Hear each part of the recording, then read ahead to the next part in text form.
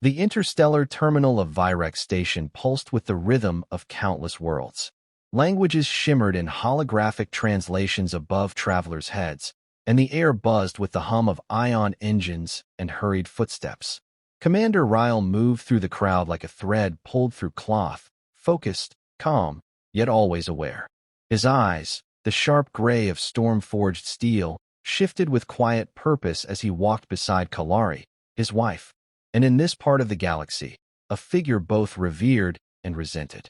Kalari's skin, a smooth cerulean hue, shimmered faintly under the overhead lights. She moved with a grace that belied the tension knotting her shoulders. Her robes, traditionally elegant, had been modified to allow for quicker movement, a precaution she rarely mentioned aloud. Around them, glances whispered judgment. Some admired, some scowled, and a few simply stared, unable to decide what to make of a human and Zorinthian walking so closely, speaking softly, casually, as though they belonged together. They did not. Not here.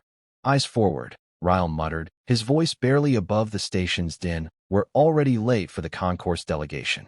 Kalari's lips curled faintly. Let them wait. They always do for the humans. You're not wrong, he said, a shadow of a smile flickering and dying in the same breath. But if we're to make this alliance work, we'll need every second.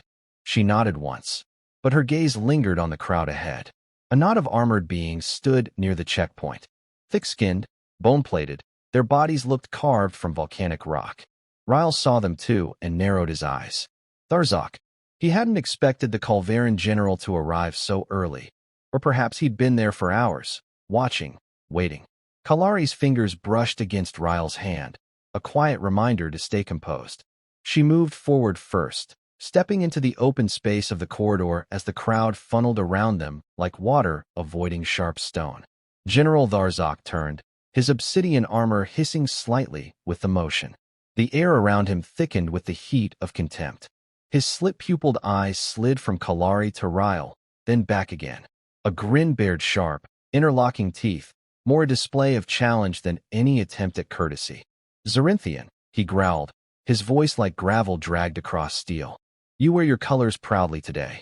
Kalari bowed her head, just enough to acknowledge rank, but not enough to show subservience. And you yours, General. He stepped closer. Too close. I wasn't aware your kind still needed human guards, Tharzok sneered. Or do you collect them now like pets? Ryle's jaw tensed, but he said nothing. Kalari tilted her chin. Commander Ryle is not my guard. He is my husband. The word rippled through the nearby air like a thunderclap. Conversations faltered. A small droid halted mid-hover and changed course. Tharzok's grin faltered, replaced by something colder, harder. You lie, he spat. Kalari's eyes burned with restrained fire. We were bonded under both Zorinthian and human rights. This is no lie. There was a heartbeat of silence, then a shift. Something dark crossed Tharzok's face. Pride, shame, confusion, maybe all of them. His gauntlet hand twitched, then clenched. Without warning, he struck her. The sound was sickening, a crack of flesh and metal, and Kalari's body reeled from the blow. She staggered, caught herself on the curved rail beside the transport line, and hissed through clenched teeth. Gasps echoed from the crowd, and several security personnel froze, unsure whether to act. Ryle didn't move at first. His mind raced, fury colliding with training. His pulse surged with instincts long drilled into him. Strike, protect, eliminate. But Kalari had already straightened. Blood, dark violet, dripped slowly from her lip. You dare, she said, low and clear. Tharzok loomed. A Zorinthian who lies about consorting with a human deserves punishment. Ryle stepped forward, placing himself between them. Touch her again, and I'll break your arm. Tharzok's armored frame coiled with contempt, but something in Ryle's tone gave him pause. The human was not posturing. This one had seen battle, had killed, and would again if provoked. Station security finally surged forward, but their delay spoke volumes. The Calveran was powerful, well-connected. No one wanted to be the first to draw lines in a sandstorm. Stand down, General, barked a tall officer, voice shaking only slightly. This is a Class A interspecies assault. You'll be escorted to the council chamber for questioning. I will not be questioned by lesser creatures, Tharzok snarled. But the crowd was watching. Holocams were already whirring to life. He knew retreat was a tactical necessity. He backed off, gaze never leaving Riles, then turned and marched away, flanked by his guards. As the moment passed, conversations resumed in hissing whispers. People looked away, back to their screens and schedules, pretending they hadn't just seen a political fire ignite in real time. Kalari sat quietly as a medical officer patched the split along her cheekbone. The medbay light gave her skin an eerie luminescence, but her eyes were dark, unreadable. Riles stood nearby, arms crossed, breathing controlled but shallow. "I'm sorry," she said finally. He shook his head. "Don't apologize. That wasn't your fault. I should have expected it. The Culverins, they don't believe in cross-species unions. Not as alliances. Certainly not as love." "Well, they better start believing it," Ryle muttered. "Because next time, I won't wait for security." She reached for his hand, and he took it without hesitation. The station had grown colder in the last hour. Or perhaps it was the weight of implication settling in. "I told you coming here would be dangerous," she said softly. "And I told you," he replied. "You're not facing it alone." Outside, the terminals buzzed on. Names flickered on signs. Shuttles docked and launched. Life moved forward, unaware or uncaring of the conflict that had just cracked its way into open air. But Ryle felt it. He could see it in the way people watched them now. With calculation, with fear, something was shifting, and they were at the center of it. The medbay lights pulsed in a soft rhythm, simulating the calming heartbeat of a terrestrial atmosphere. But Ryle's own pulse was far from steady. He sat in the corner, watching Kalari rest beneath the biofield. Her injury had been minor, physically. A split cheek, a bruised jaw. But the wound carved into their fragile alliance with the Culverins was far deeper. Outside, the political storm had begun. Ryle's communicator vibrated again, the sixth call in an hour. He ignored it. He knew what they would say. His superiors, Earth's diplomatic attaché, the Intergalactic Mediation Bureau.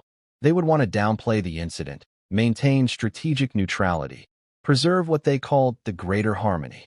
Words used when truth was too expensive. Kalari stirred, eyes fluttering open. "You should answer that. I don't answer to people who'd rather you bleed in silence." A faint smile ghosted across her face. "That's not what diplomacy looks like." "No," he said quietly, "but it is what loyalty looks like." She sat up, wincing slightly. The biofield shimmered off, and the medtech, an aging Sakari with a gentle touch, gave a silent nod and left them alone. Kalari studied Ryle for a long moment. He didn't know. "What? Tharzok. He didn't know I was married to a human. He assumed I was posturing when I said it." Ryle's expression tightened. "So he hit you to put you in your place." She nodded. "Culverin tradition. Physical dominance determines status, especially for females who claim foreign alliances. That's not tradition. That's barbarism." Her voice was soft, but firm. "It's power, Ryle. And power obeys no decorum." The door hissed open. A uniformed officer stepped in, flanked by 2 security drones. He held a datapad, expression unreadable. "Commander Ryle. Ambassador Kalari. You're requested at the Assembly Hall. The Council has convened an emergency session." Kalari rose, pulling the folds of her robes into place. She moved like someone whose pain had been compartmentalized into something sharper, useful. Ryle followed her, silent, ready. The Assembly Hall was a carved chamber of sharp angles and shifting light, the architecture meant to reflect impartiality. Ryle thought it resembled a mouth waiting to bite down. Representatives from over 30 planetary factions were present. Holograms flickered above their seats, displaying symbols, vote tallies, live footage.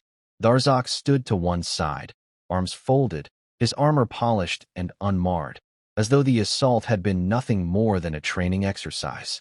Ryle clenched his fists. Kalari took her place before the council, alone. Ryle had been denied standing in this session, too emotionally involved, too human. He watched from the gallery, separated by a field of invisible protocol. A representative from the Terrasson block began, voice mechanical through the translation grid. "The Culverin General Tharzok is accused of violating Article 12 of the Interspecies Accord, which prohibits acts of violence in non-military diplomatic zones. Ambassador Kalari of Zarinthi accuses him of intentional assault, driven by prejudice." The screen above flared, playing the recording. The blow. The stagger. The blood. There was no question of whether it had happened. The question was why. Tharzok spoke next. His tone was cold, confident. I acted on the presumption that the Zorinthian ambassador was engaging in political deception. Her claim of consortship with a human military officer was a deliberate provocation, designed to incite cultural backlash. I responded in accordance with Calveran tradition, a reprimand meant to restore order. Gasps rippled through the chamber. Kalari stood tall. I did not provoke. I simply told the truth. And for that, I was struck. Tharzok's eyes narrowed. Truth without respect is still heresy. The council began to debate, voices rising and fracturing.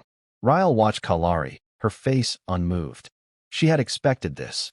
Expected to be questioned, doubted. But something deeper flickered in her gaze. Not fear. Strategy. That night, back in their quarters, Ryle paced like a caged predator.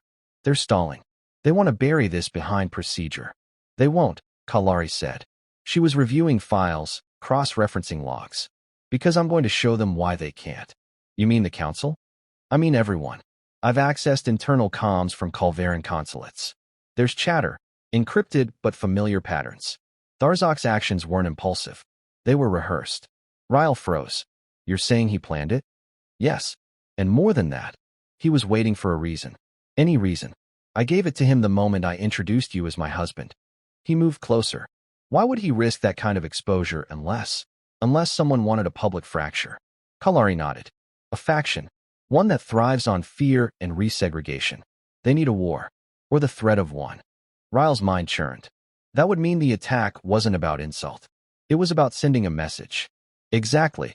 She turned her display to show intercepted Calveran data fragments, movement logs, encoded exchanges, delegation rosters. One phrase kept surfacing, Operation Purity. Kalari's voice was calm, but her hands trembled slightly. They believe Zorinthians have weakened themselves by mingling with outsiders. Especially humans. Our bond, ours, is a symbol of what they hate. Ryle placed a hand on hers, stilling the tremor. Then we make it a symbol of something stronger.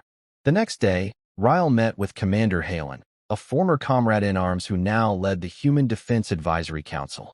They spoke in clipped phrases, exchanged old signals, and Ryle pulled a string that hadn't been touched in years. He wanted access, real-time surveillance, cross-factional intelligence, predictive AI models. Halen hesitated only once. You're putting a target on yourself, Ryle. I already have one, he said. Now I'm going to aim back. Meanwhile, Kalari took her findings to the neutral faction heads. She spoke plainly, refusing to cloak her warnings in diplomacy. You believe this was an isolated act. It was not. There is a group operating within Calveran ranks that intends to rupture this council's unity. They are not hiding. They are waiting.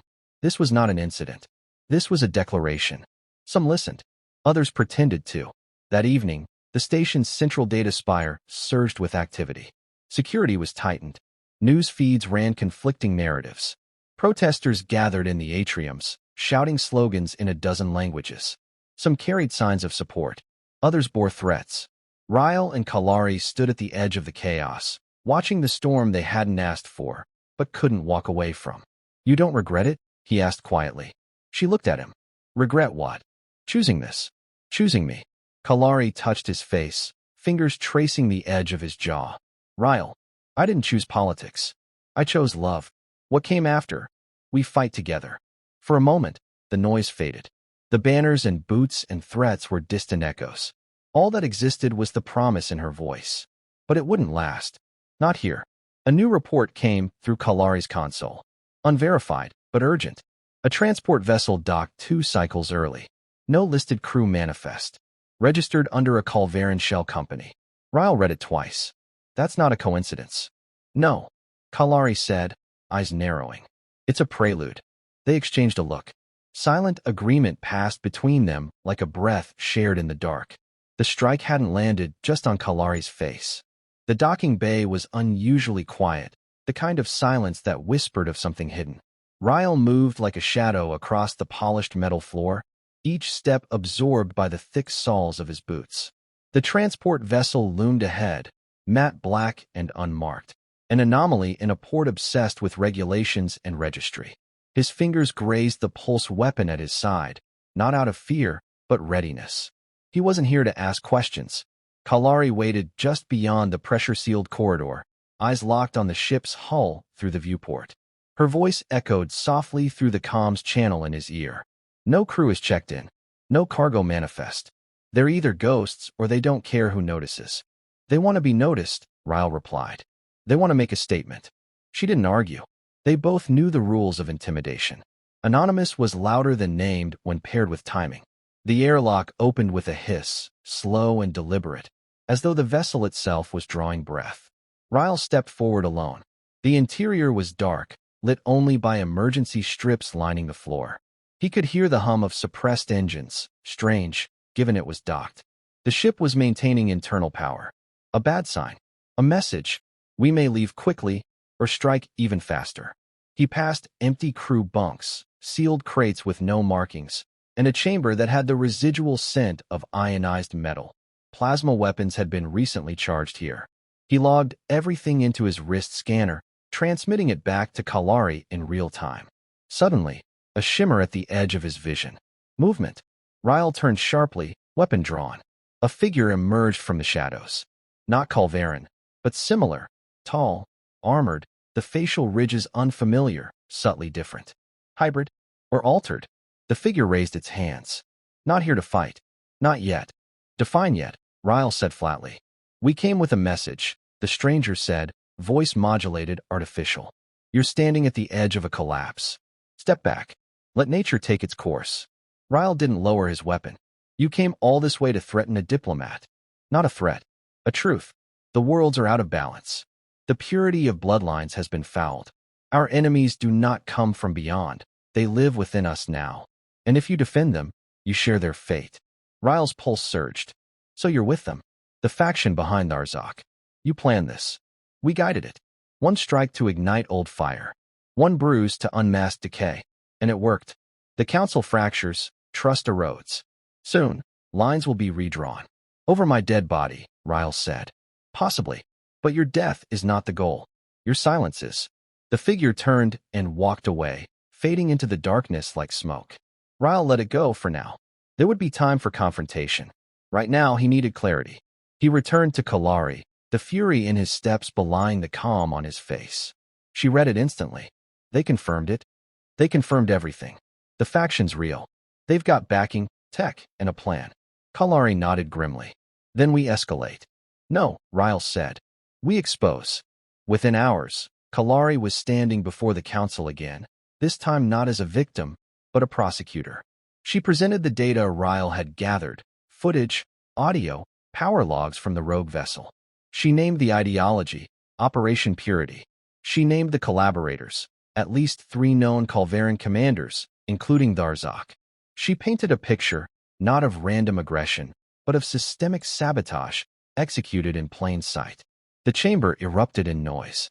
Some delegates shouted denials, others demanded arrests. The Culverin seat was ominously empty. A vote was called. Sanctions were proposed. Delegations were suspended. Investigations greenlit. But justice, Kalari knew, would not come from resolutions. That night, she and Ryle met in the observatory deck. The stars above spun slowly, alien constellations stitched into darkness. They'll retreat now, Kalari said. Regroup. Wait for weakness. They didn't expect us to push back, Ryle replied. No, they expected silence. Tradition. Fear. He reached for her hand. What they didn't expect was love. A rare smile touched her lips. Love makes terrible politics, but incredible resistance. They stood quietly, hand in hand, as the universe turned. Then the emergency signal chimed.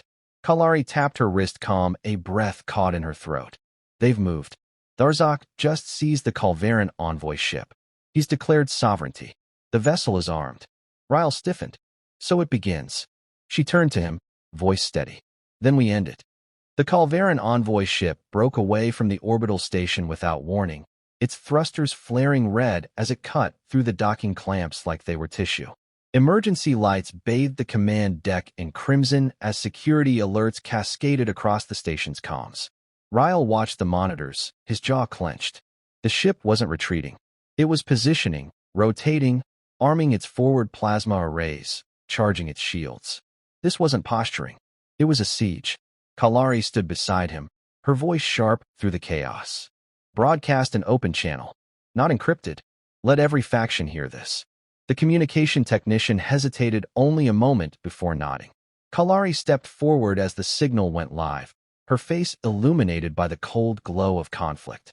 Ambassador Tharzak, she said, calm and measured.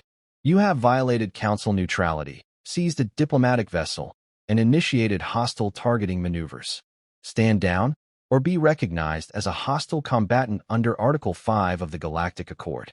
There was silence, then a response, Tharzak's voice, distorted by anger and conviction.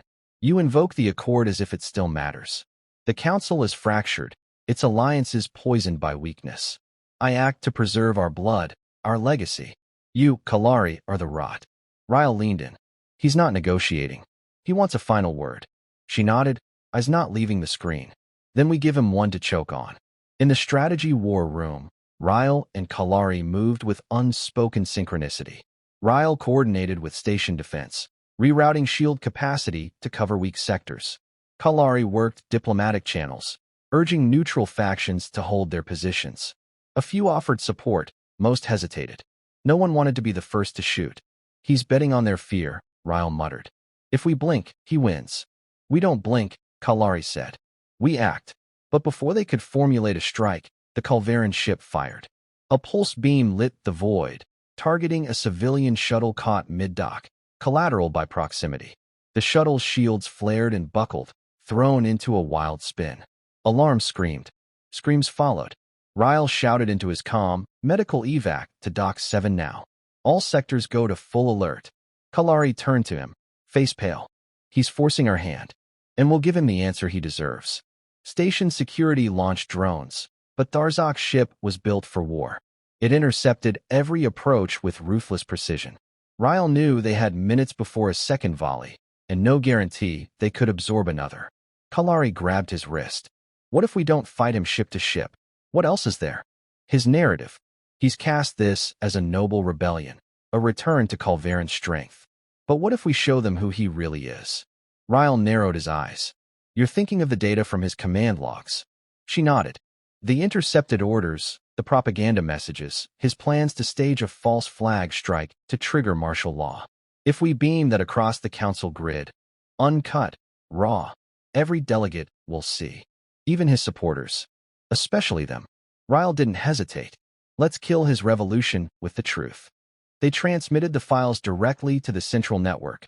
No passwords, no firewall. Just an open stream, visible to all. Tharzak's voice filled the airwaves, bragging of the purge, mocking the treaties, outlining mass arrests for bloodline dilution. His mask fell in real time. As the broadcast spread, faction representatives began issuing retractions. Several Culverin envoys renounced him live on comm. The diplomatic channel buzzed with condemnation. A key neutral faction, the Isari Combine, offered full tactical support to Kalari. Then came the final play. Ryle boarded a strike vessel with a tactical team. Kalari remained on the command deck, coordinating. Their comms stayed open, every heartbeat connected by voice.